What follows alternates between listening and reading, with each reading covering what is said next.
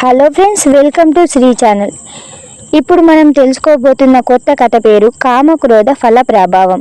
ఇప్పటి వరకు మన ఛానల్ సబ్స్క్రైబ్ చేయకపోతే తప్పక సబ్స్క్రైబ్ చేసుకోండి. ఇక కథలోకి వెళ్తే, కథలోని వ్యక్తి పేరు విశ్వనాథ ముని. కథలోకి వెళ్ళి చూసినట్లయితే చాలా ప్రశాంతమైన ఒక అందమైన అరణ్య ప్రాంతం అది. చుట్టూ ఎత్తైన చెట్లు, వాటి మధ్య నుంచి జారిపడే జలపాతాలు, నదులు, సెలయేర్లు ఆ అడవికి మరింత అందాన్ని తెచ్చేవి. పచ్చని ప్రకృతి మధ్య జంతువులు అందంగా ఆనందంగా విహరిస్తూ ఉండేవి.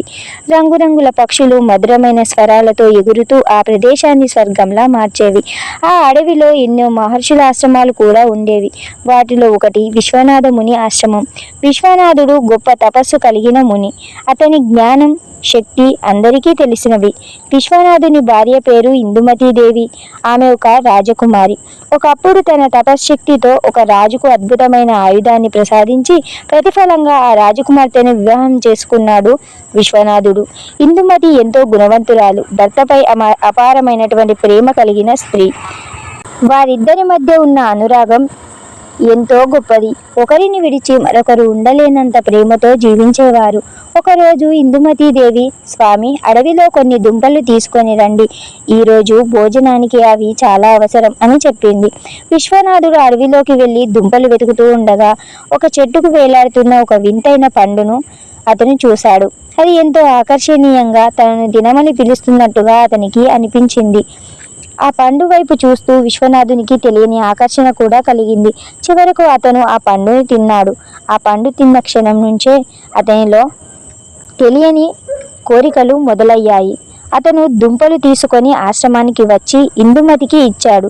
ఏమైంది స్వామి, అలా ఉన్నారు అని ఇందుమతి అడగ్గా ఆమె మీద విపరీతమైన కోపాన్ని కూడా చూపించాడు. బయట నడుస్తుండగా చెట్టు అడ్డం వస్తే దారి పక్కన ఉన్న చెట్టుని కూడా నచ్చినట్లుగా కోపంతో కొట్టి ముందుకు సాగాడు. ముందున వెళ్తున్నప్పుడు ఒక ఆశ్రమం దగ్గర ఒక ముని తన భార్యతో అన్యోన్యంగా మాట్లాడుతూ ఫలాలు ఒకరికొకరు తినిపిస్తుంటే చూసి ఈర్ష్యతో తట్టుకోలేకపోయాడు. ఆ తర్వాత అలా నది దగ్గరకు స్నానానికి వెళ్ళాడు. అక్కడ కొంతమంది మునికాంతలు స్నానం చేస్తూ కనిపించారు. వారిని చూడగానే అతని మనసులో ఇంతవరకు లేని కామ కోరికలు కూడా కలగసాగాయి. తన ఆలోచనలకు తానే ఆశ్చర్యపోయాడు. కొంత దూరం వారిని అనుసరించాడు. ఒక చోట వారితో మాట్లాడాడు. వారు, మహర్షి, మేము మునికాంతలం పూజ కోసం వెళ్తున్నాము. మీకు ఆకలిగా ఉంటే ఇవి మేము సేకరించిన ఫలాలు, ఇవి తీసుకోండి అని కొన్ని పండ్లు ఇచ్చి వెళ్ళిపోయారు. విశ్వనాథునికి నిరాశ కలిగింది. తాను ఆశించినది అది కాదని అతనికి తెలుసు. మరుసటి రోజు అడవిలో ఒక మునికాంత పక్షులకు ఆహారం వేస్తూ కనిపించింది. ఆమెను చూసి మళ్ళీ ఆ కోరిక కలిగింది అతనిలో. దగ్గరకు వెళ్ళాడు.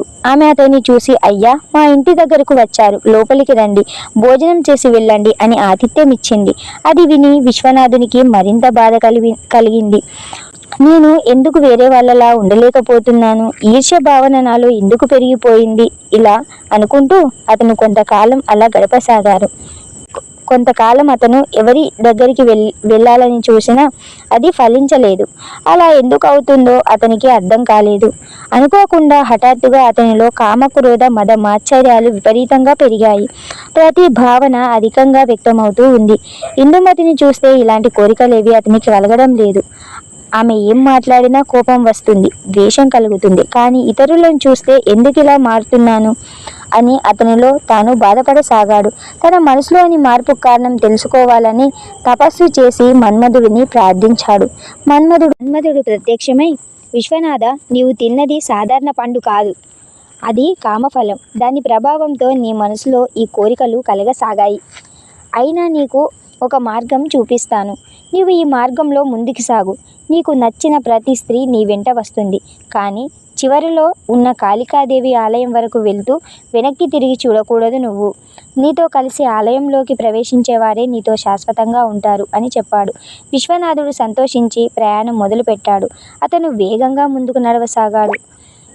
అతని వెనుక జరుగుతున్నదేమిటో చూడకుండా అతను ముందుకు వెళ్తూనే ఉన్నాడు. అతను చూసిన ప్రతి అందమైన స్త్రీ అతని వెంట రావడం మొదలుపెట్టింది. అలా చాలామంది అతని వెంట వచ్చారు. కానీ అతని వెనక ఇంకొకరు కూడా నడుస్తున్నారు.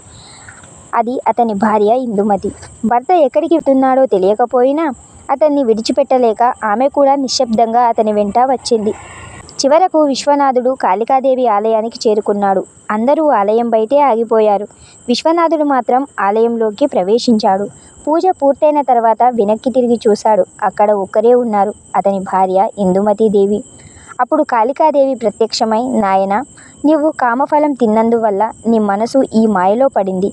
కానీ నిజమైన ప్రేమ, నిజమైన బంధం ఎప్పటికీ మారదు.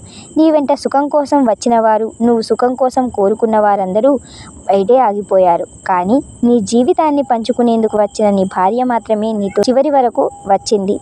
నీ మనసులోని కామఫల ప్రభావం తొలగిపోవాలని, నీకు నీ భార్యతో శాశ్వతమైన ప్రేమ, ఆనందం కలగాలని ఆశీర్వదిస్తున్నాను అని చెప్పింది. అంతటా కాళికాదేవి అదృశ్యమైంది. విశ్వనాథుడికి తన తప్పు అర్థమైంది. ఇందుమతీదేవి దగ్గరకు వెళ్ళి ఆమె ప్రేమను గుర్తించాడు. ఆ రోజు నుంచి వారిద్దరి మధ్య ప్రేమ మరింత గొప్పదైంది. అతనిలో అనుకోకుండా కలిగిన కామ, క్రోధం, మోహంలాగే వచ్చిన స్త్రీలు కూడా అలాగే వెళ్ళిపోయారు. కానీ అతని నిజమైన మనస్సు, ఆత్మసాక్షిలాగే అతని భార్య ఇప్పుడు అతనితోనే ఉండిపోయింది. కోరికలు క్షణికమైనవి, నిజమైన ప్రేమ మాత్రం జీవితాంతం నిలిచే ఉంటుంది. అది పవిత్రమైన బంధమని తెలుసుకొని వారు ఆనందంగా, అన్యోన్యంగా జీవించసాగారు. ఇంతటితో కథ సమాప్తం. ఇప్పటి వరకు మన ఛానల్ సబ్స్క్రైబ్ చేయకపోతే తప్పకుండా సబ్స్క్రైబ్ చేయండి. కొత్త కథలు మీరు సబ్స్క్రైబ్ చేసినట్లయితే వస్తూనే ఉంటాయి. బాయ్. Thank you.